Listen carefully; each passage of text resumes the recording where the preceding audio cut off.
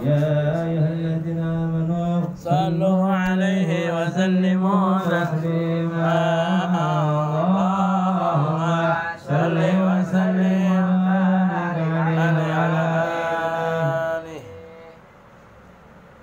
Bismillahirrahmanirrahim. Alhamdulillahirabbil alamin. Allahumma shalli wa sallim ala sayyidina Muhammadin wa ala alihi wa sahbihi ajma'in.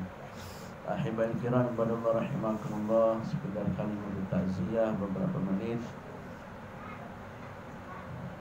Allah Subhanahu wa taala sebagaimana yang kemarin sudah disampaikan, begitu juga oleh guru kita, oleh Ustaz Ridho Jufri, bahwa Allah menciptakan kematian dan kehidupan sebagai ujian buat kita untuk mencari siapa yang terbaik amal ibadahnya di antara kita semua. Oleh karenanya tidak akan terlepas orang-orang yang sudah meninggal dengan kita yang masih ada di alam dunia ini. Makanya dikenal dengan irtibatul ahya wal amwat.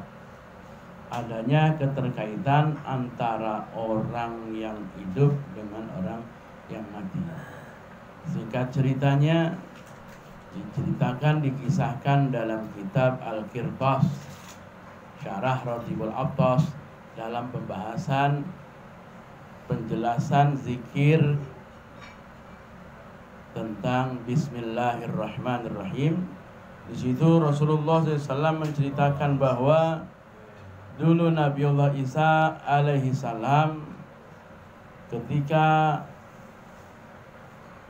menjalankan perjalanan melewati satu perkuburan, yang beliau Nabi Isa melihat penghuni kubur tersebut ketika beliau lewati sedang disiksa habis-habisan oleh malaikat penyiksa di alam kubur.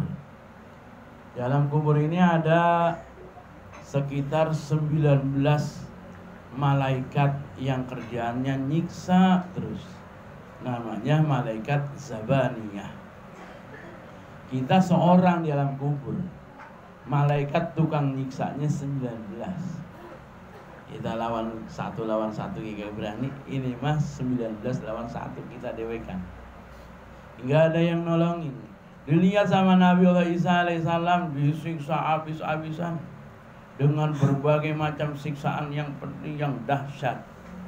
Akhirnya Nabi Isa alaihissalam melewati itunya. Cuman timbul pertanyaan di dalamnya, ntar gue mau tanya. Ternyata setelah menunaikan daripada hajatnya, perjalanan di kembali lagi, tetap masih harus melewati satu jalan tersebut, yaitu melewati perkuburan yang tadi.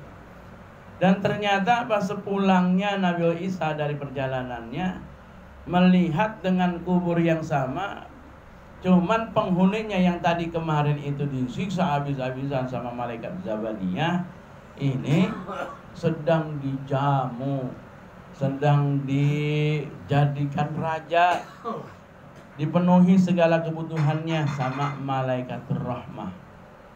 Ada juga malaikat yang memberikan keindahan dan kesenangan di alam kubur. Akhirnya timbullah pertanyaan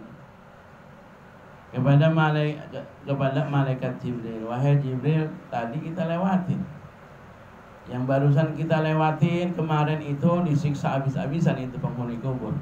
Nah sekarang barusan kita lewatin lagi, ternyata lagi disanjung-sanjung, dipuji-puji, dijamu, diperlukan semuanya, dipenuhi kebutuhannya. Emangnya itu siapa? Kata Jibril alaihissalam, ya kemarin emang kita lewatin itu lagi disiksa. Kenapa? Dia ahlul maksiat. Maksiat mana yang belum pernah dikerjain? Semuanya dikerjain, langsung dibalas dalam alam kubur. Namun apa yang terjadi ketika dia dilihat sedang dijamu, diberikan keindahan dan kesenangan di alam kuburnya? Ternyata orang tersebut yang tadinya ahlul maksiat, namun sebelum wafatnya dia punya anak yang anaknya itu dititipkan di tempat belajar. Kalau zaman sekarang mah TPA, madrasah, TPQ itu, ibtidaiyah. Pokoknya dia sekarang lagi belajar.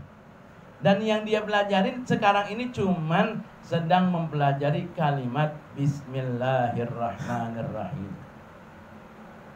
Cuman lagi belajar kalimat Bismillahirrahmanirrahim. Yang akhirnya kata Allah, kata malaikat Jibril, dengan orang yang sedang mempelajari kalimat Bismillah tersebut, Allah menyatakan, saya malu untuk menyiksa ayahandanya yang sedang anaknya sedang menyebut namaku, nama keagunganku yang Ar-Rahman Ar-Rahim. Mana mungkin saya akan menyiksa orang tersebut. Nah, ini kan masih adanya dari kisah tersebut adanya irtibat, keterkaitan orang yang hidup dengan orang yang sudah mati.